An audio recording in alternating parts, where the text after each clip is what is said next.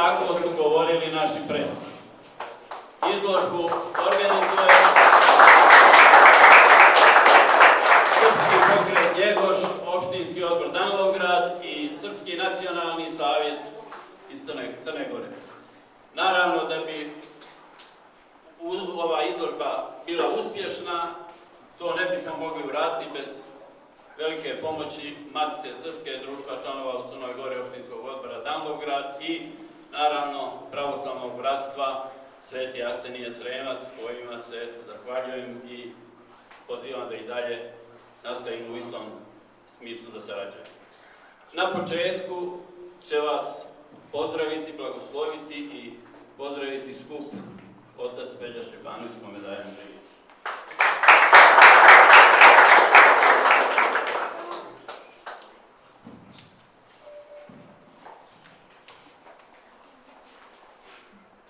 Poštovani profesore Blagojeviću, gospodine Vuksanoviću, gospodine Bojoviću, časni uzvanici, ovdje se ne osjećam kao gost jer je zavičajno selo mojih predaka Donji Zagarač, samo nas dijeli planina Garač, Gordi Garač, a veliki univerzalni duh i veliki najveći srpski pjesnik Petar II. Petrović Njegoš je planirao bio da Danilovgrad bude glavni grad Crne Gore, vjerovali ili ne.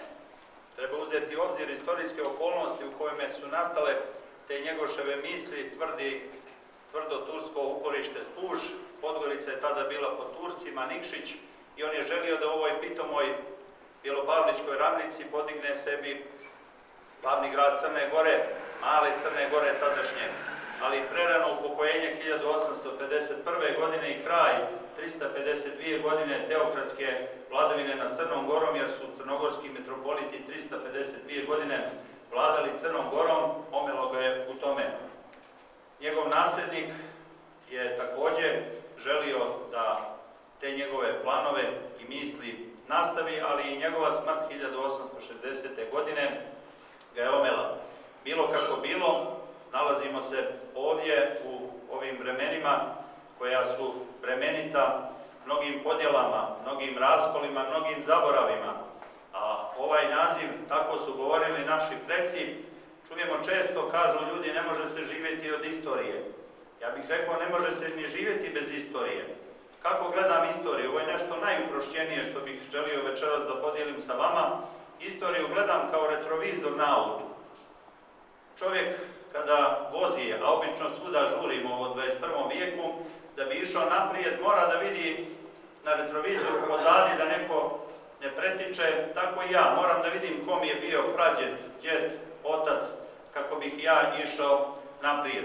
Tako da je ova izložba blagoslovena zato što je Crna Gora, nažalost, danas raspolućena zemlja na dva identiteta i ono što nam je prijeko potrebno kao hljeb naslušni, kao molitva, Oče naš, istorijska nauka i zapisi, dijela, oni koji su sve dali da ovo naše tlo sačuva sjaj, prkos i dostojanstvo.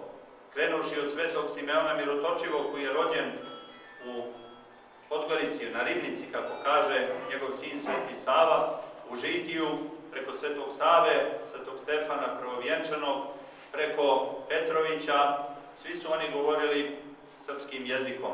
Tako da je i zadatak svih nas, njihovog potomstva, da sačuvamo vjeru pravoslavnu, srpski jezik i srpsku nacionalnu narodnosnu svijest koja je vjekovima bila obilježje Crne Gore. Nalazimo se u vremenima kada i visoko učeni ljudi kreče grobove svojih predaka. Često puta možemo vidjeti na našim grobljima sve više se upotrebljava latinica i zaista kao sveštenik i kao čovjek, kao Srbin iz Katonske Nahije sam jako zabrinut za te procese i pojave, zato ovu večerašnju izložbu zaista i gledam i vidim kao jednu od takvih da se podsjetimo, da osvježimo naše pamćenje, da vidimo ko smo to mi bili, šta smo to bili, da krenemo od svih onih slavnih predaka. Evo ovdje su zaista preko Stefana Mitrovog, Ljubiše, Marka Miljanova.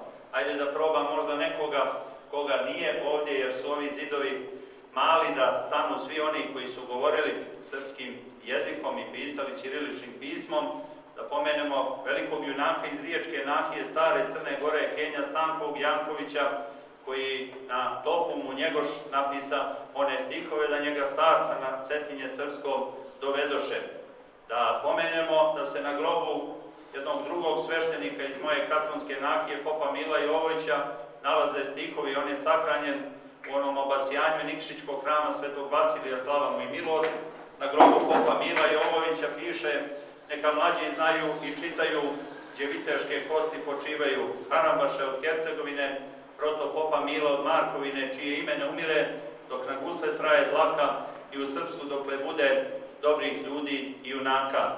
Nadamo se da će, ako Bog da, i ovaj predstojeći popis, ako ga bude, a nadamo se da će biti, jer vidim ogromnu energiju, naša braća muslimani, bošnjaci, albanci, oni koji se izjašnjavaju kao Crnogorci, ogromna energija. Svi ljudi bi trebali da u jednom slobodnom popisu iskažu sve ono što jesu, ali dozvolite da i nama, koji smo na putu ovih naših slavnih predaka, da se ne bi kao slutnja ostvarili stihovi koje ovdje su također stavili organizatori Branko Radičević, koji je bio Srbin iz Zete i sela Bonari, koji na Stražilovu drži vječnu stražu, koji je zapisao: Crna Goro, ponosito stenje srpske krune ti, zlatno kamenje uspomeno prebeloga danka, kog se Srbin seća kao samka.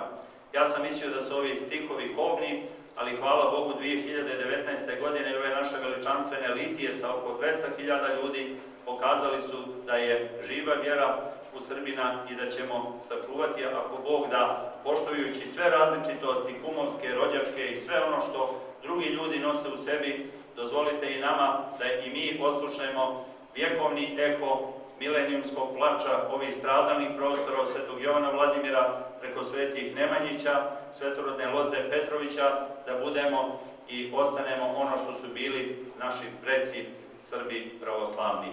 U vašoj pažnji i bogoljublju predajem dalje lijep poklon koji su priredili naši organizatori, jedan bogat i lijep kulturno-umjetnički program, a sve vas molim da pažljivo poslušate sve ono što ćete čuti i da sve ovo što su naši vrijedni organizatori pripremili da zabilježimo na tamnicama svoga pamćenja, tablicama svoga srca, da ono što su naši preci govorili bude i dio naše priče i našeg života. Prizivam blagoslov Božji i blagoslov Svetog Vasilija, Svetog Arsenija, Svetog Petra Cetinskog i svih srpskih svetitelja na sve vas. Amin Bože.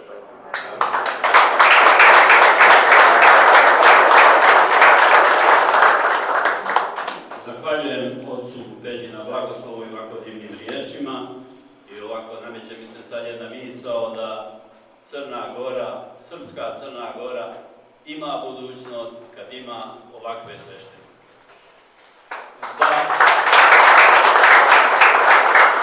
Samo prije nastavka programa kažem da ovu izložbu smo upriličili povodom obilježavanja Vidovdana, jednog od najvećih srpskih praznika. Ali smo upriličili i u susret popisu za koji se nadamo da će biti ove godine.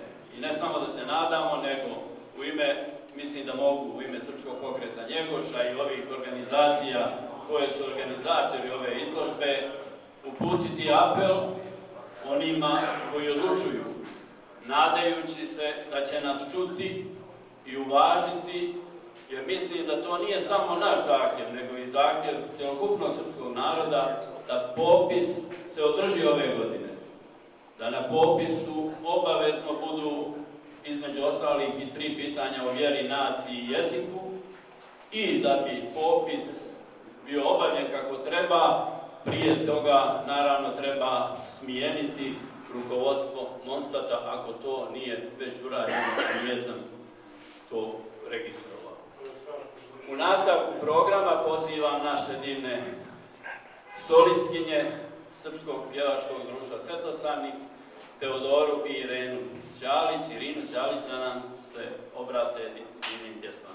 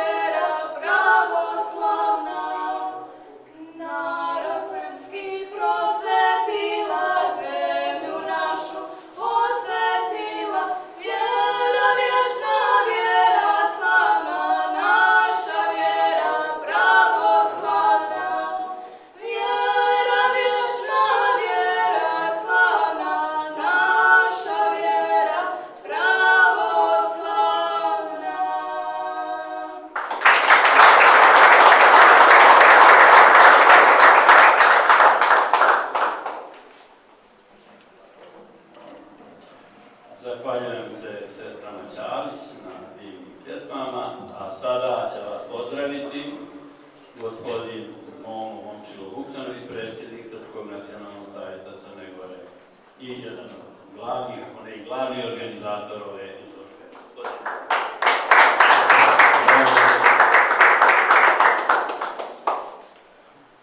Časni večer, braći i sestre, dragi prijatelji, pomaže Bog. Želim da vas pozdravim u ime Srpskog nacionalnog savjeta Crne Gore, koji smo zajedno sa našim prijateljima iz Srpskog pokreta Njegoš pripremili ovu izložbu.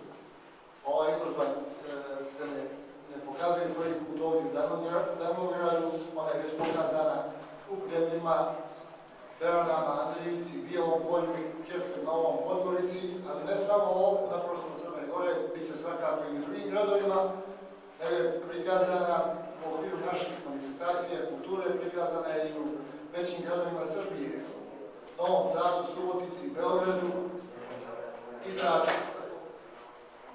Bilo je izuzetno prijatno vidjeti kako su nas naše braća dočekala i kako su oni doživjeli ovu izložbu. Ovo je naš odnos prema našoj istoriji, što je rekao jedan moj prijatelj, ovo je lična karta srpskog naroda u Crnoj Gori.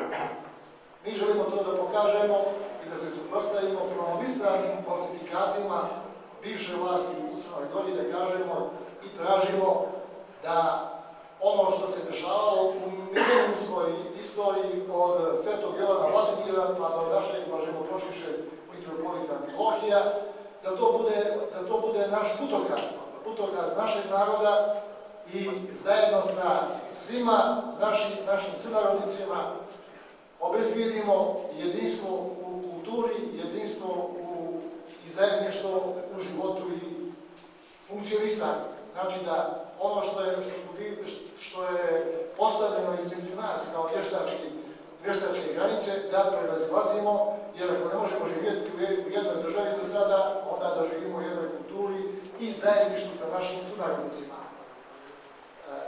Ja vas molim da donijeli smo ovdje određen broj kataloga koje možete da uzmete kako biste na miru kući pogledali šta su to sve citati naših slavnih predaka i da vidite, možda ne postoji, ali sigurno u Crnoj Gori ne postoji jedan narod, jedna nacionalna zajednica koja ima takvo svjedočanstvo svoje istorije i svoje nacionalnog, kulturnog, jezičkog identiteta kao što ima srpski narod.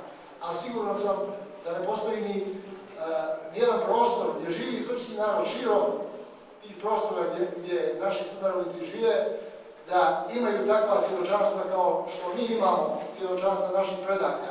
Vjerovatno kao da su imali taj osjećaj da ćemo mi doći u takvu poziciju u jednom trenutku da ćemo imati mogućnost da se pozovemo na ono što su oni kroz vjekove svjedočili o našem identitetu. Ja želim da se zahvalim našim prijateljima iz Srpskog društva Njegoš na gostoprimstvu i mogućnosti da u Davnogradu pokažemo ovu izložbu, a nadamo se da će to, kao sam rekao, biti i u drugim gradovima, gotovo u svim drugim gradovima Crne Gore i da ćemo sa ovom izložbom dati određeni doprinos i budućem popisu stanovništva na kojem mi kao Srpski nacionalni savjet insistiramo i čekamo da ta naša politička većina u ovom trenutku jednostavno ispoštuje ovaj zakon koji je još donesen prije 10 godina, jer se tačno znalo 2011. godine da 2021. godine treba da bude popis stanovništva. Sad se tu nešto opijava, ali jednostavno mi kroz ove naše manifestacije moramo da izvršimo određeni pritisak, da dobijemo ono što nam pripada i da tačno znamo da zaštitimo svoj nacionalni, kulturni, jezički, ali i vjerski identitet. U ime Srpskog nacionalnog savjeta ja vam se zahvaljujem i želim vam svako dobro. Hvala. Još jednom hvala gospodinu Momu Vuksanoviću i da mu se zahvalim i na bogatom poklonu knjiga koje je darivao ovim organizacijama u Davnogradu, a imate i prospekt ove izložbe koji možete uzeti poslije završetka izložbe. Sada će vas pozdraviti narodni guslar Milenko Kalečić sa jednom pjesmom.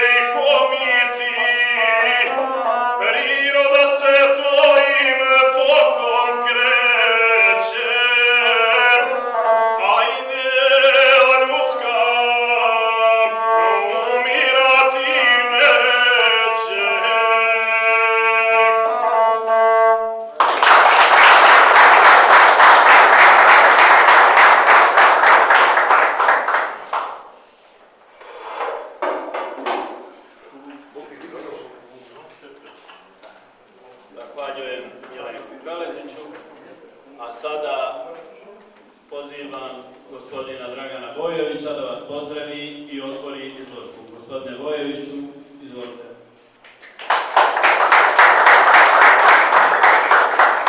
Časni oče, uvaženi profesore Blagović i članovi Srpskog udruženja Njegoš, uvaženi gospodine Vuksanović i članovi Srpskog nacionalnog savjeta, uvaženi gospodine Kadić i članovi Matice Srpske, društvo članova u Crnoj Gori, članovi Bratstva Svetog Arsenija, dragi sugrađani, draga gospodu. Crna Gora se još uvijek nije vratila sebi. Nakon svog ružnog istorijskog pada pod bivšim režimom, ali nažalost ni nakon uspona u veličanstvenim litijama. Evo vidimo na ovoj izložbi šta su nam poručivali naši preci, šta je Crna Gora bila. Srpska Sparta, simbol viteštva, junaštva, čojstva, Piemont srpski. I to su iskazivali i zato su se borili oni koji su stvarali, koji su stvorili Crnu Goru. Ali je u međuvremenu podanički duh samoporicanja, kako to divno definiše Milo Lompar, duh samoodricanja i samoporicanja koji vodi kolosalnom pomračenju vrline, napravio pustoš i veoma nas udaljio od nas samih. Nakon decenija grubog identitetskog inženjeringa, brutalne represije i asimilacije iz polja i iznutra, došlo je do gubitka etičke vitalnosti i potpunog odsustva odgovornosti u dobrom dijelu crnogorskih društvenih elita. Odricanje od vrijednosti, kulture, nasleđa, svađa sa istorijom i svađa sa precima, vidimo šta su nam preci poručivali. Sve to praćeno distanciranjem od vjekovnih istorijskih saveznika i prijatelja, dovelo je do toga da naša državna politika danas pluta po površini događaja, od nemila do nedraga, bez ikakvog uranjenja u dubinu sopstvenog opstajanja i bića. Upravljajući se isključivo spoljnim diktatima, bez imalo rezerve i dvoumljenja, zanemarili smo sasvim svoje suštinske interese. Stoga imamo posvećenu braću i propalu ekonomiju uz šareno obećanje o nekom multifiktivnom budućem prosperitetu. Za svu višedecenijsku bezuslovnu poslušnost inostranim centrima moći nijesmo dobili ama baš ništa. Pojedinci jesu se napljačkali našom imovinom, ali kao narod nijesmo dobili apsolutno ništa. Za svu bezuslovnu poslušnost i da smo dobili sve, zar bi Crna Gora mogla da preživi sa tim svim i da ostane Sparta, Piemont, da bude Crna Gora? Ne smije se ni po koju cijenu dopustiti dalji nastavak antisrpske i antipravoslavne politike u Crnoj Gori.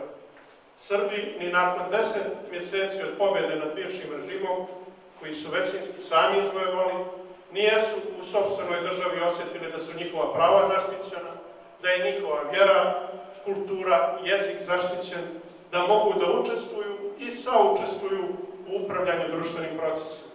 Naprotiv, tiha asimilacija, animozitet i progon se nastavio.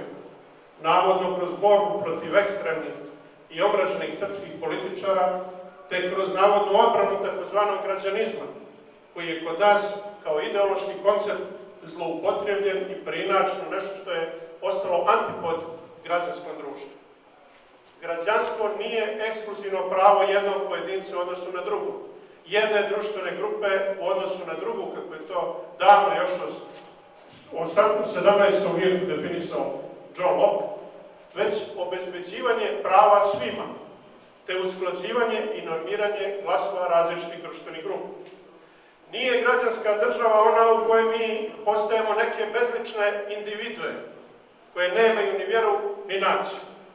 Šta više, nacionalno i građansko nijesu u koliziji. Još je Svetozar Miletić u 19. vijeku govorio: Mi smo Srbi, ali smo i građani. U Engleskoj i Francuskoj podrazumijeva se da se najprije Englez i Francus, pa onda građani. To je prirodno i normalno da pripadaš određenoj naciji, da ostvaruješ i određenoj vjeri, da ostvaruješ kroz tu pripadnost i određena prava. To je normalno i kod nas, osim za Srbe. Znači, ako si Srbin, ako si vjernik, samim ti si ekstremni nacionalist i šovinista i nisi građanin. A ako nisi građanin, onda nemaš nikakvo pravo. Ovaj lažni građanizam, uz fingiranu priču o demokratiji, antifašizmu i borbi protiv srpskog takozvanog retrogradnog i remetilačkog faktora, odvodi nas paradoksalno u neke mračne ideološke projekte 30. i 40. godina prošlog vijeka, kada su također svi bili prosperitetni i svi imali prava, osim Jevreja.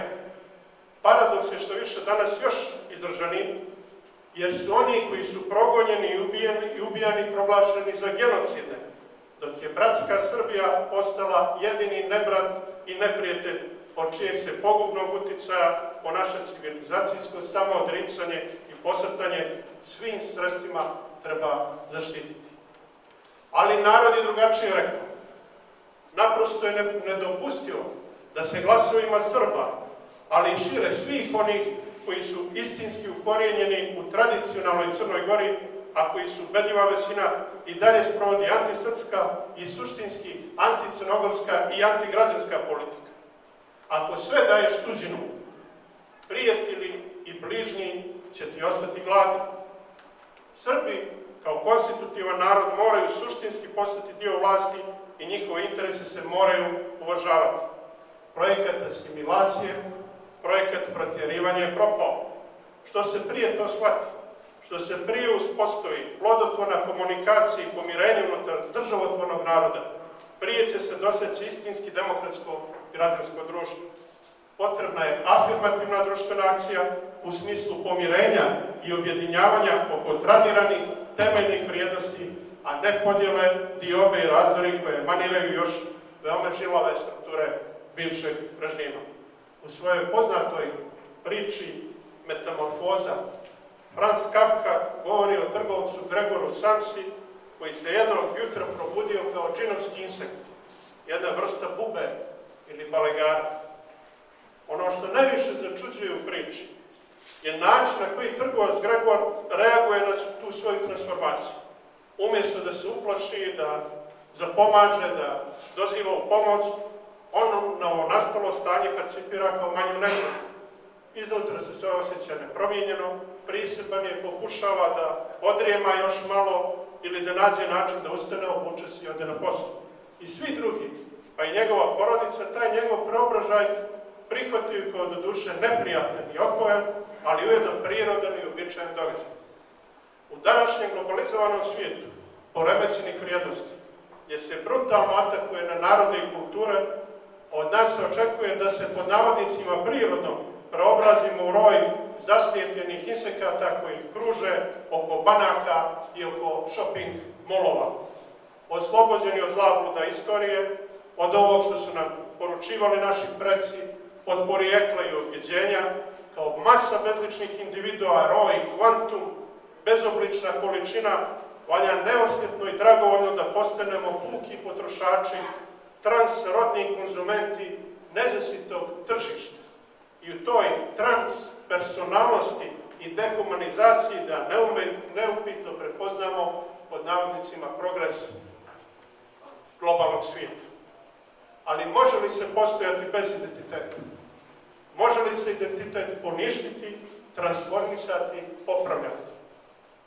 Ako jednom poništite ili izmijenite svoje porijeklo, svoje vlastito suštinsko sopstvo, to više niste vi. Identitet i dalje postoji, samo nije vaš. S druge strane, vi sami više ne postojite, jer vašeg identiteta više nema ili je pripao nekom drugom. Crna Gora postoji i postojaće uvijek, iako se još nije vratila sebe. Iako odmetnuta i zaposjednuta, Crna Gora se bori da ostane Sparta. bar je to posvjedočila u veličanstvenim likima. Sloboda jednom stečena mora se neprestano iznova osvajati. Niko nikada nije poklanjao slobodu. Sloboda se mora da se uzme i čvrsto drži u svojim rukama. U to ime, u ime osvajanja i odbrane slobode, u ime vjernosti našoj svetoj srpskoj pravoslavnoj crkvi koja nas je održala kroz vjekove, u ime obnove naših ne samo fizičkih, genetskih, već i duhovnih veza sa našim predsima, u ime, kako kaže sveti Petar Cetinski, predragog imena srpskog i naše drage slobode, u ime povratka Crne Gore samoj sebi, pozdravljam vas i otvaram ovu divnu izložbu.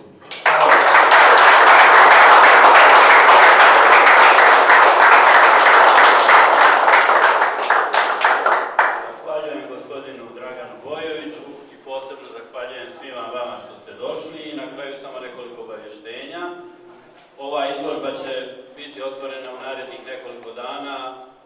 Od 18 do 21 sat će moći da se posjeti.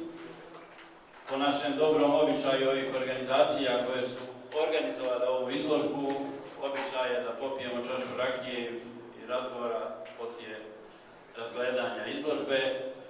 I također predviđali smo, ako neko želi, imamo tamo knjigu utisaka da upiše svoje utiske o izložbi koju ste vidjeli. I na kraju rekao sam, ali još jednom ponavljam, imate prospekt izložbe, pa možete, ako nije već razgrabljen, da uzmete. Hvala vam još jednom i hvala posebno govornicima ocu Peđi Šćepanoviću, momu Vuksanoviću i